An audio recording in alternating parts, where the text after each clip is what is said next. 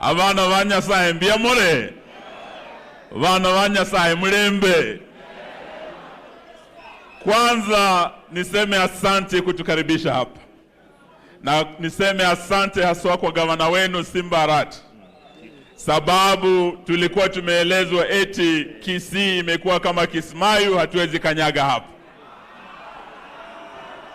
Lakini kumbe muko na gavana wa nguvu. Simba Arati ako imara kama nini? Makofi kwa bwana Arati jamani.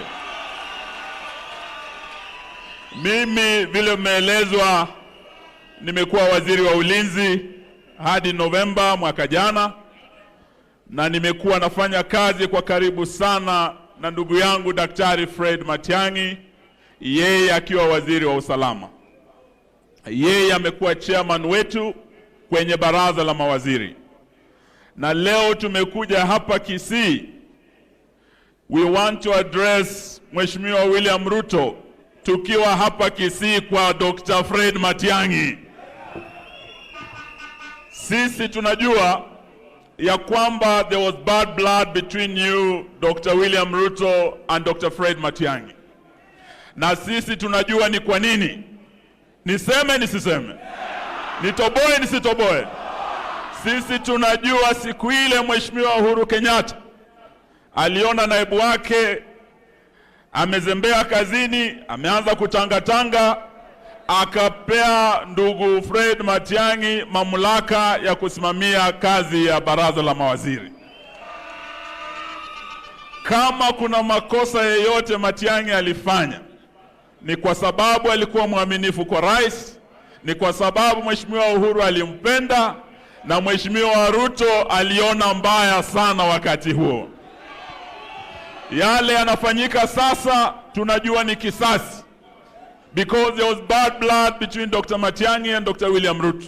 But we want to tell William Ruto, you cannot lead a country by vendetta. You cannot lead a country by vindictiveness. You cannot lead a country by vengeance. Kama kuna kesi Matiang'i should answer, let the law take its course. Tuko pamoja? Otherwise, hii kuvamia nyumba ya Matiang'i, mara mbili ndugu yangu amevamiwa, na lazima tushukuru baba, kila mara amevamiwa baba amekuwa hapo mara moja. Nimeambia baba nataka ajue kwangu pia, sababu anasema mwenzako akinyolewa kichwa chako fanya nini? Mimi najua pia wananipangia bana. So nataka baba ajue kwangu akinivamia pia aje. Sawa sawa? Lakini tuko hapa Kisii leo kuambia William Ruto, tigana na Matiang'i. Tigana na Matiang'i. Wangapi wanasema tigana na Matiang'i? Tigana na Matiang'i.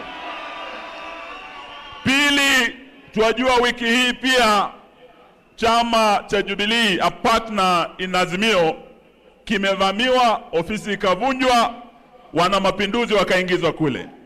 Sisi tunaona ya kwamba Mheshimiwa Ruto na wenzake waliokuwa KANU, waliokuwa YK92 wameanza kufuata nyayo za Nyayo mwenyewe. Nyayo za kuwa vyama na kuwa multi-party democracy.